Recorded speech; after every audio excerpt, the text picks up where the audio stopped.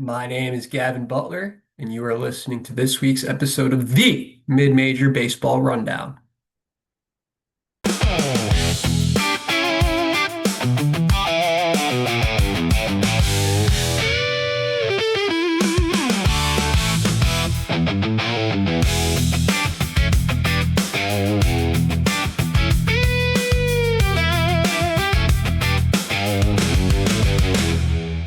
Hello, hello. Welcome everybody to the Mid-Major Rundown. This is the greatest show around for your focus on mid-major Division One college baseball. I'm your host, Gavin Butler, and I will start by telling you all about my weekend.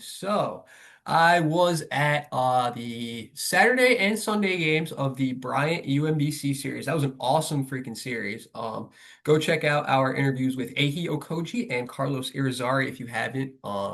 That Sunday interview with Irizarry especially was pretty cool. I got caught in the splash zone, first time that's happened to me. And if any of the Bryant guys are listening, my laptop is okay. I'm speaking into it right now, no issues. So good on that front. Talk to you about those games a little bit.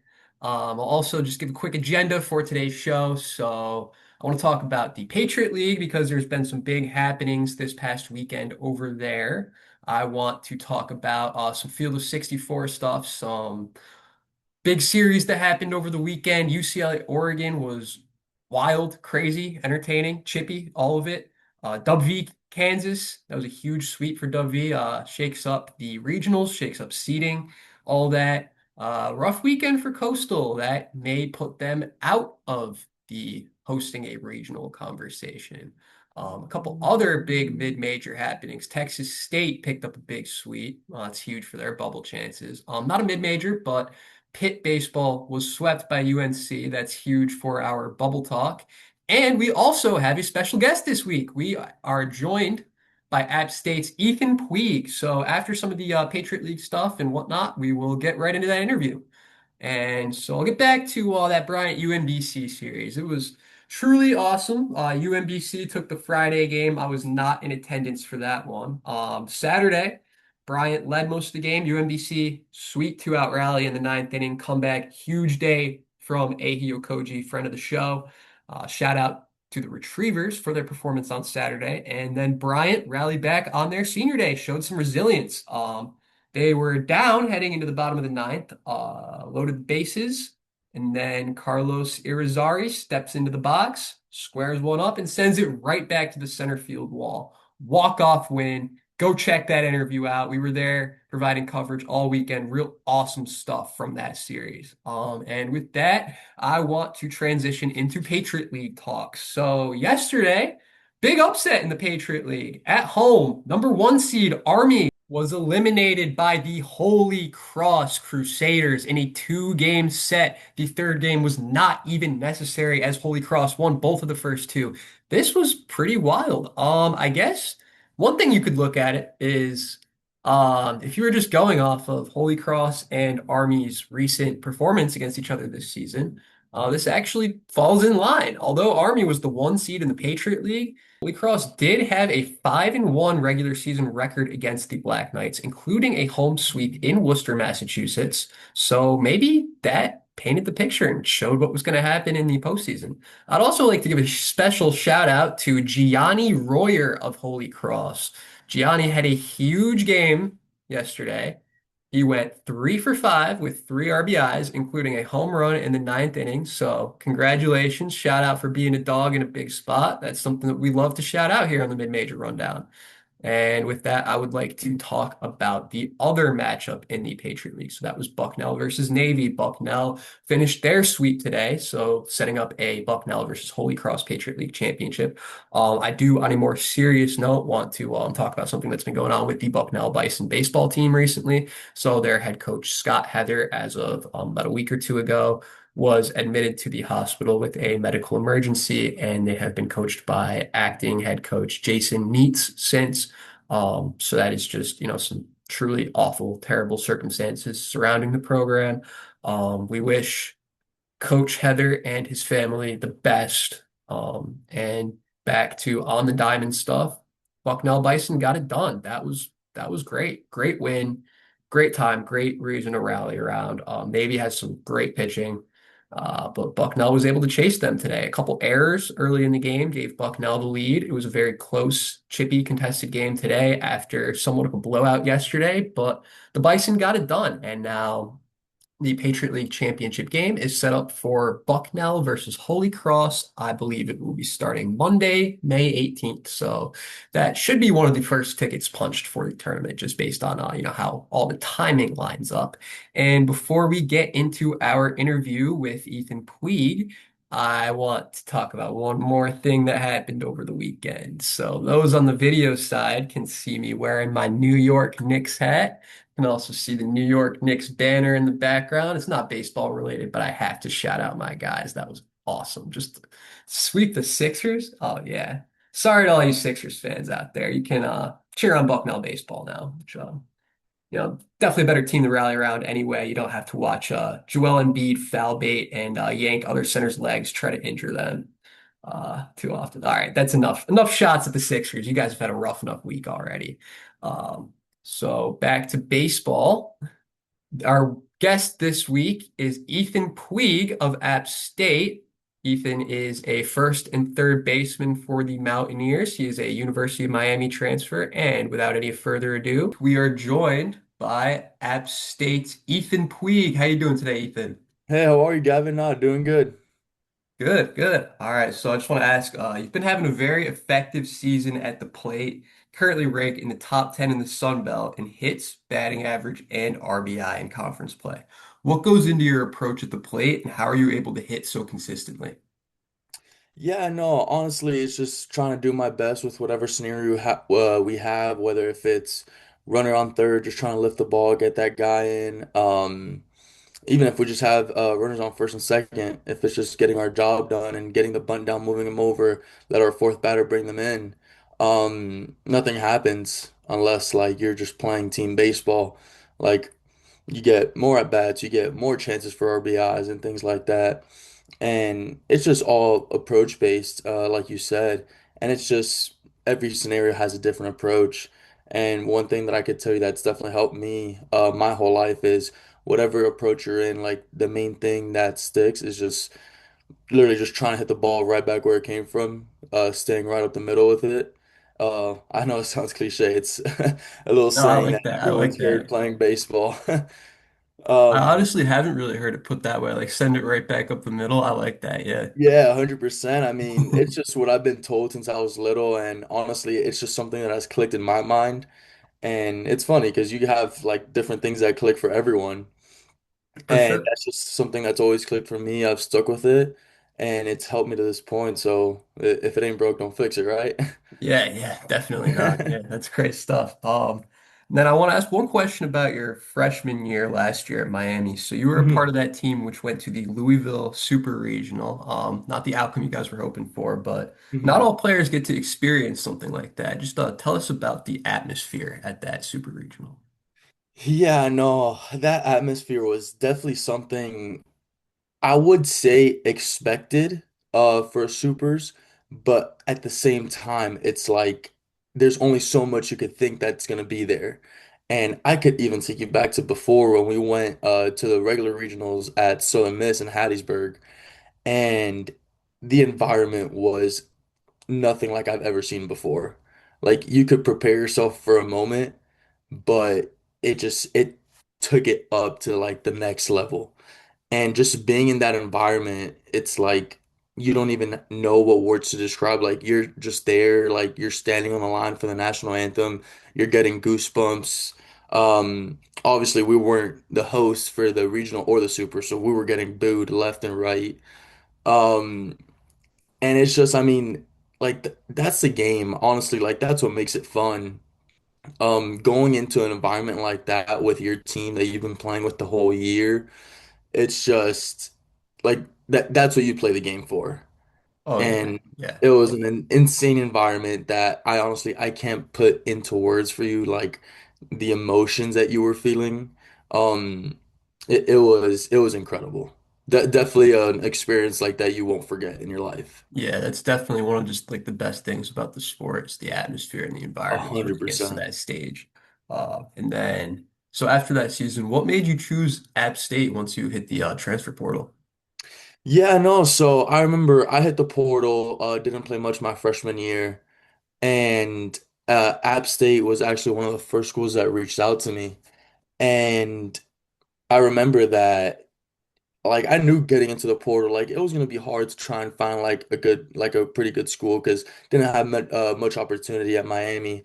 And I remember getting a text from the assistant coach, Ross Steely, that he actually, during, I want to say when it was the fall that was over, he took a job with the White Sox.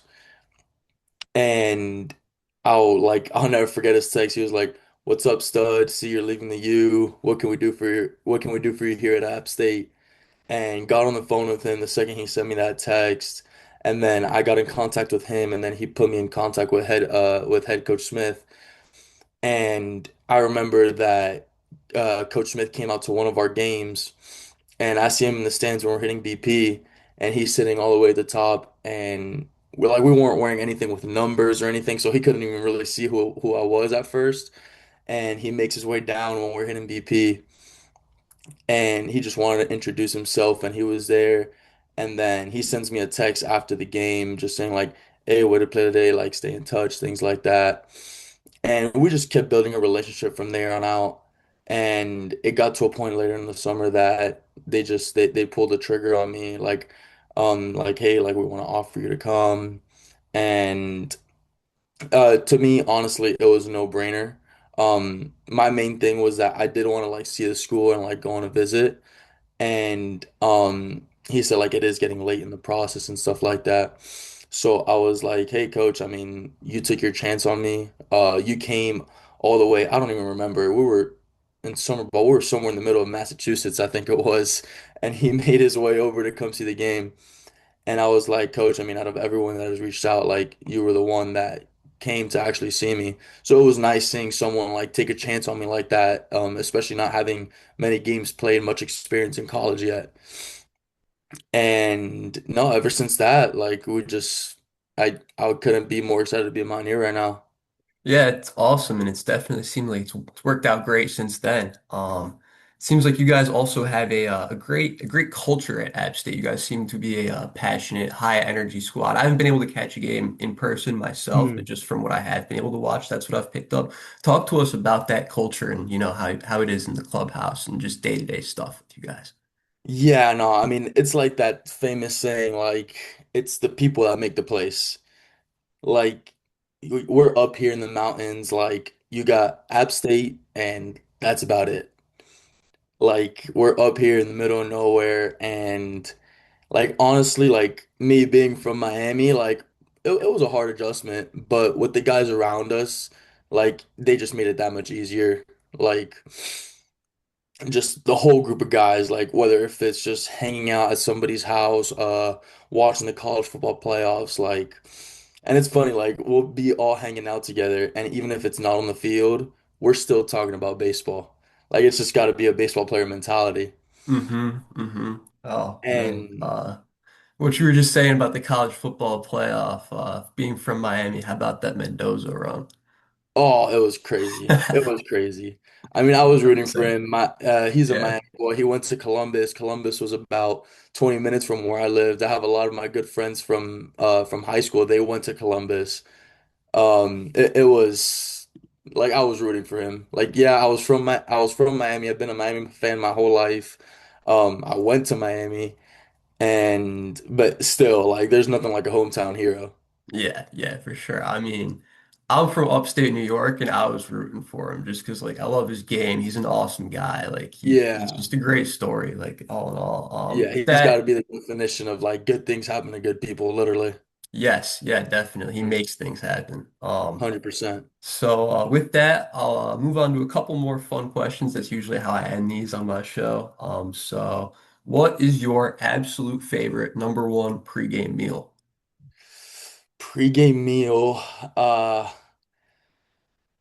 since being up here, I've actually had two. One is Chipotle, can never go wrong with Chipotle. And the other one is that actually up here in Boone, we just got a tropical smoothie cafe. Oh, there you go. There you go. Yeah, and then Oof, I mean, I've been there a lot. Ever since we got that place, I was really excited when we got it. I'll always get me chicken quesadilla with a smoothie. Just never goes wrong. Yeah, when I was in college, I frequented the Jamba Juice around the corner. Yeah. That was a good one. Yeah. And then if you could have one musical artist from any point in time play live music at an App State game, who would it be? Oof, that's a good one. Uh,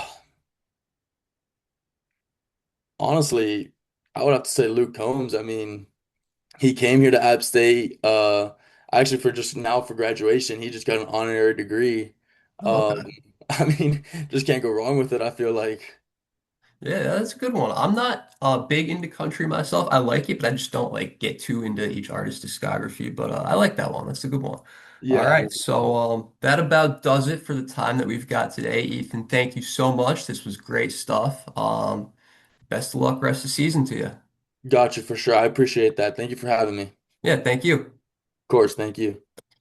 And there's our interview with Ethan Puig, everybody. That's some great stuff there. I really liked what he said about Fernando Mendoza. Good things happen to good people. That's something I really agree with. Just it's a basic like philosophy of life thing. Definitely something I can get behind. And again, App State, they've got a huge weekend series coming up against Georgia State this upcoming weekend and then into the Sun Belt tournament. So make sure you get eyes on them and that tournament. Should be some real fun stuff in the upcoming weeks. Also from this past weekend, not mid-major, but I've got to talk about it because it's the number one team in the country.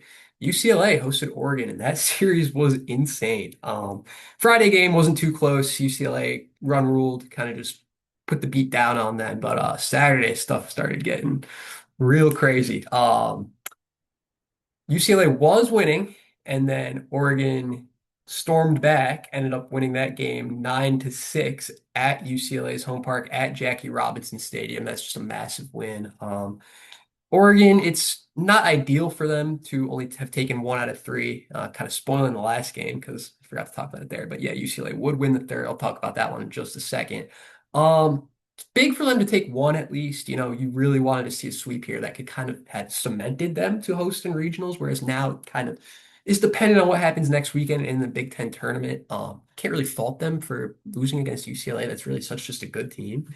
And then yeah, that Sunday game was wild.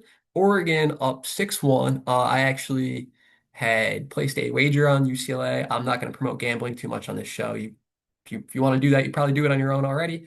But I did wager a little bit on UCLA. I didn't give it out as a pick or anything, but I saw they were down 6-1, and I was like, yeah, this might be cooked. It is what it is. One of my buddies texted me a little bit later. 9-6 win for UCLA. Crazy 8-0 unanswered run. I'm not gonna lie, I couldn't watch this game. I heard it was super chippy. I saw a tweet from, I believe it was Noah Beanick of 11.7 who tweeted out UCLA first baseman is usually, he's always a super classy guy. He carries himself that way.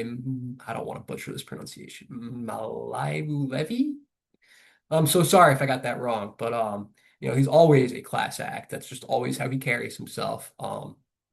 Usually, when the game ends, first things first, shake the ump's hand type of guy, real stand up first baseman.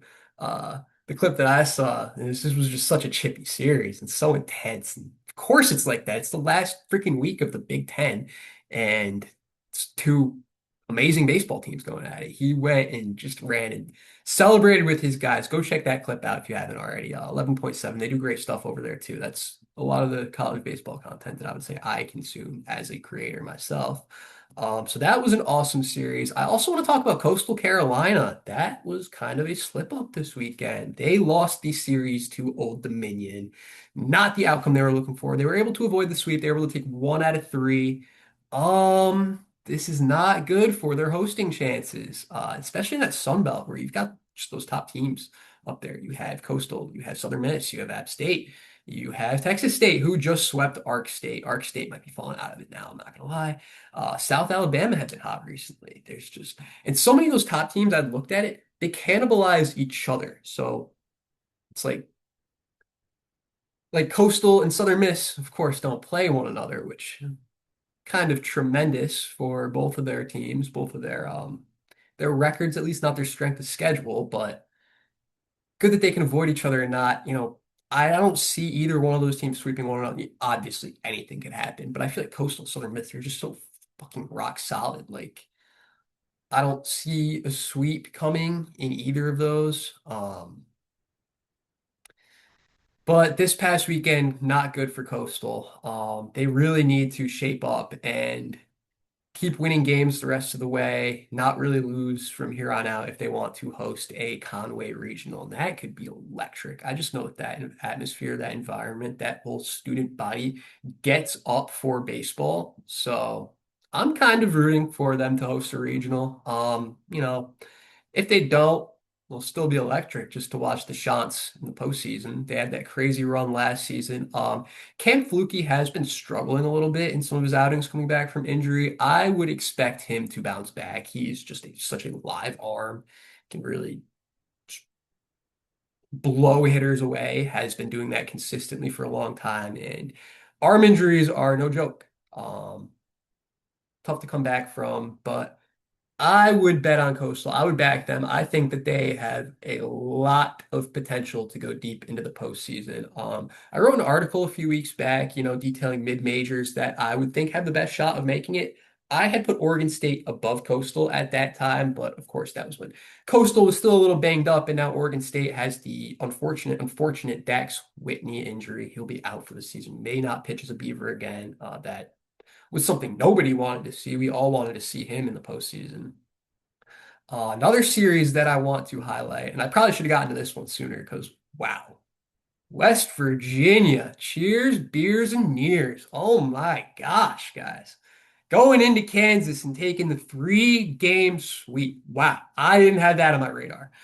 Kansas was super hot, then slipped up with that loss to Creighton last week. I honestly thought that was more of like a quote unquote, I don't think any losses scheduled or planned, of course, but quote unquote scheduled losses in that you pick excuse me, in that you get picked off that game, somewhat of a smaller non-con spot on the road so that it's one loss in between you're hot and hot, essentially, because it is so hard to just keep that streak going and going and going. Kind of like UCLA and UCSB earlier. They were on that crazy 27 game win streak, and it's almost like I felt like they kind of had to lose one or two before the postseason, or it was just inevitable. And of course, you don't know that. Nobody knows that, but that's just how it seemed at the time. I really think that the whole quote unquote scheduled loss principle really does have some merit. You know, it's that pressure, it's the target on your back. It's almost like Miami, Ohio in basketball. They had that crazy undefeated run the regular season, lost in the MAC tournament, and then were able to put the beating on SMU once they got into the field. Um, so yeah, wild. What this means for the seeding is I think West Virginia has planted themselves in the host conversation now. Kansas, not so much. You really could not get swept there, even with how hot they were this season. I still think that elusive Lawrence Regional will be escaping us for yet another year. Another non-mid-major team I want to talk about that was on the bubble are the Pitt Panthers. I feel like I'm bringing them up every single week just because it's been a variance team. That's what I've been calling them. I said last week I could see them sweeping or getting swept by UNC, and they got swept. Unfortunate, very, very bad timing. That was a huge spot for them to pick up at least one quad one win against one of the top ACC teams and one of the top teams in the country. Now they're definitely going to have to make some noise in Charlotte in the ACC tournament, I would think. Also in the ACC this past weekend, we saw one of the best mid-major over Power 5 upsets of the season, I would say. NJIT, the New Jersey Institute of Technology, stole a game against Boston College, the Eagles, bird ball. On Sunday, the two teams played a doubleheader, and in the first game, NJIT won 8-7. Shout out to those guys. Shout out to Cole Campbell, who had a huge day at the plate, going 2 for 5 with two RBIs and a home run. Shout out to Lorenzo Camilleri, friend of the show. Great job, guys. Awesome win. Way to take down BC. That's just massive get up win for the program. And for BC, this may nuke their hosting chances. It's an RPI killer, so to speak. They dropped to 23 in the rankings. Their midweek against UMass Lowell has already been canceled. You would think that maybe that NJIT loss could have influenced that decision, so to speak. And then also I want to talk about some more of the midweeks. Of course, it's RPI season. A lot of these, you know, big at-large teams who are looking to host or potentially host. I assume a lot of these games are going to get canceled. I'm not going to speculate on which ones will be played and will be canceled. I'm just going to read them off to you. This is every top 25 game against a mid-major team. So maybe these get played. It'd be awesome if they do. I want to see them all get played, but no, we know what's going to happen this time of year, basically. So I'll just read them off. 6 o'clock slate. We had UNC at UNC Wilmington. We have Mercer at Georgia Tech. We have Citadel at Coastal. Hmm. We have in the 7 o'clock slate. Wow, words are hard. UT Martin at Ole Miss. We have Auburn at Jack State. We have Nebraska at Creighton. That's one I want to watch. Come on now, like in-state rivalry at the Charles Schwab Field in Omaha. Yeah, that'll be one that'll be on my screens. Oral Roberts at Oklahoma State. Portland at Oregon State.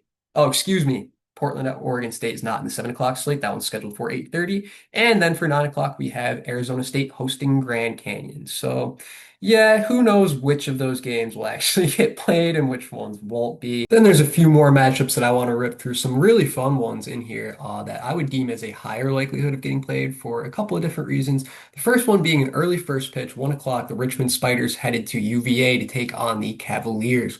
Virginia's had a couple slip-ups as of late. They'll look to bounce back there. They got swept by Pitt not too long ago, dropped out of the top 25. So spot for them to bounce back and a spot for Richmond to try and take the upset. We've got a couple AAC teams that I will get into more of later in the show, go more in depth on a couple of these teams. We've got UAB hosting Troy at 3 o'clock Eastern, and then ECU, who's been struggling, hosting the Campbell Camels at 6 o'clock. That will be a real pivotal game there. Go into all three of those teams, Campbell, UAB, and ECU, in a few moments here and go in more into depth and talk about their current situations, how they've been doing, how I kind of view and assess them after my analysis. We've also got a couple of SEC matchups against mid-majors. Tennessee hosting Belmont. That one could get played. That one could get canceled. 5 o'clock first pitch over there. And then Kentucky hosting Northern Kentucky at 6:30. I would think that this one gets played, honestly, because Kentucky's definitely viewed as more of a bubble squad, for sure. Haven't quite lived up to expectations this season, haven't quite had the season that they've wanted, but big spot for them against in-state NKU. Northeastern, a very, very impressive mid-major program, hitting the road for UConn, local rival. I guess rival, but yeah, definitely at least a local matchup. 6:05 first pitch over there. We've got Bellarmine taking on Louisville, two high-powered offenses. Bellarmine led by friend of the show, AJ Swader. He's really just a dog in the box, puts up great numbers. Go and check out episode 1 where he joined the podcast if you haven't already. And Louisville, Tay Davis, guy's a monster. Broke the ACC home run record. It's a real baller. So that'll be a great matchup between two high-powered offenses there. The first pitch for that one is set for 6 p.m. Eastern. Another ACC team that plays at 6 p.m. Eastern is Wake Forest. This is one of my personal favorite games of the day as they take on Liberty. Liberty was in my top 5 mid-majors article that I released earlier this season. I think that will be one of the best games of the day. Definitely should watch that too. And then one more that I want to talk about, the latest one that I've talked about so far for today's matchups is UTSA hosting Texas State. This one could have huge tournament implications as Texas State is on the bubble for most. They had that big sweep last weekend to get themselves back into those talks, and UTSA, they went on a run last year, beating Texas at their own regional, and they've been a solid squad all season. They really could make noise in the postseason this year, I would say. And then this upcoming weekend, some big series that I want to highlight. In the AAC, we have East Carolina visiting Florida Atlantic. East Carolina's just had a brutal stretch lately. They fell from being, almost not a sure at-large team, but definitely in the at-large section of the field. And then those series losses to Memphis and Rice could not have come at a worse time. This makes the AAC likely a one-bid league. UAB also lost their weekend series. They take on UTSA this upcoming week. That is a series to watch. Those are two of the best teams in the AAC with a lot on the line, a lot to play for. That is something I would definitely get eyes on. Over in the CUSA, We've got Jack State at Dallas Baptist. That's an awesome series. Jack State is currently in the lead in that conference. Dallas Baptist a few spots below her. Probably won't get into the bubble, but these are still some big games for them nonetheless, right before conference tournament play. And then before I get into some more of the weekend series to finish everything up for today, I want to give the usual shout out for sponsors and creators. As of now, I still do not have a sponsor. We are working with one. Stay tuned. We might have one next show. Got something in the works. So trying to put that together. Hopefully that will be set up in time to get everything rolling on that front. Any other sponsors, prospective sponsors, if you know anyone, shout them out to me. Very free to negotiate. I'm not gonna ask you for an arm and a leg. Just looking to get some sponsors of the show, essentially. And also, again, I am doing this all by myself. Self-made, self-starter, but I'm looking for voices. I'm looking for creators, writers. If you have an eye for content creation and you love college baseball, send me your portfolio. I would love to work something out with you. Again, if you just have like any body of work, or even if you don't have a body of published work, if you write something up, I'm a self-starter. I get it. It's hard to get that in. So I just want to see examples of your work, basically. They've been published or not. Send me a portfolio if this is something that you want to be a part of. And with that, I will get back into previewing some of the weekend series. So we talked a little bit about the AAC and the CUSA already. I want to transition over to the CAA, where we have Campbell, one of what I think is the best mid-major teams in the country. They've had a lot of upsets, just a good track record, been real solid all season. They have depth, pitching, arms, defense, all of it. Good team. Definitely someone who could spoil some other teams' chances once it comes to regionals, I think. They head to Wilmington, North Carolina to take on UNC Wilmington this weekend. That'll be an awesome series. Definitely one that I advise all you to get eyes on, as I've said, with probably about 10, 20 games this week. And I will continue to do it every week. That's the sport that we in. That's why it's so awesome. And transitioning to the SoCon, we've got Mercer heading over to ETSU. Mercer has been one of the top SoCon teams all year. This is one of the best teams Mercer has had in a while. They're, again, so deep and can beat you in multiple ways. And ETSU's been chippy. They just took some games against UConn. That's big. They also get to host this series. I believe it is their senior night. I don't think that they've celebrated that as of yet. I think that they would be doing that the last weekend of the season. We've also got Wofford visiting Samford, two of the top teams in that conference doing battle. That'll be a good one. Over in the Sun Belt, we had Coastal that we were talking about before. They visit the Raging Cajuns of Louisiana. That's a big series for both squads. Louisiana, they're talented. They had high expectations coming into the year. It hasn't really gone so well for them, but there's no better spot to pick up some wins than against Coastal at the end of the year. Obviously, it's very, very, very difficult, easier said than done, but if you can get it done, that is huge for your team's chances. Says a lot. Ark State is going to visit South Alabama. Texas State, who has kind of put themselves back into bubble talk, will be hosting Marshall. Southern Miss hosting Georgia Southern. Georgia State hosting App State, as we talked about earlier, and ODU hosting James Madison over there. And then another conference that I want to talk about is the WCC, as we see Gonzaga, who had a great weekend against San Francisco last weekend, just didn't even let them score a run in the first two games, to my knowledge. I think that was 20-0 that they outscored the Dons on Friday and Saturday, and that's one of the top teams in their conference. A real statement win after they slipped up a little bit against Santa Clara the week before. But the Zags will be hosting Seattle this weekend, and St. Mary's will be hosting San Francisco. So you get to see, some of the best teams in that conference do battle before the conference tournament. And also this weekend, we have the Ivy League tournament. We have the Southland tournament on deck. Real awesome stuff. You can see some teams will start to have a chance to book their ticket for regionals in those tournaments. I will preview them more in depth later this week. We've kind of run out of time for that on today's show. So yeah, later this week, I'm thinking I'll drop a Field of 64. I'm thinking I'll preview those Ivy and Southland tournaments. I didn't get to do the Patriot League in time. I just had too much prep for this weekend. Honestly, I had it on my radar, but I just wasn't able to get, the time to research and go in depth as I would like for the people on that. So I just didn't really dabble into that at all. But yeah, later this week, I'm thinking I'm going to work up another 60 field of 64 after the midweek. So I want to wait until all those games are settled and decided to really hammer in that picture for you guys. Then yeah, the Ivy tournament, the Southland tournament, two awesome venues. You'll get to see some teams punch their tickets. And I think that that is all that I have for you guys today. We're getting into the home stretch of the season now. This is going to be fun. This is going to be sweet. Just electric games all the time, left and right, wherever you look the rest of the way. So I will let you guys go. Thank you all so much for supporting my content and listening to the Mid-Major Baseball Rundown.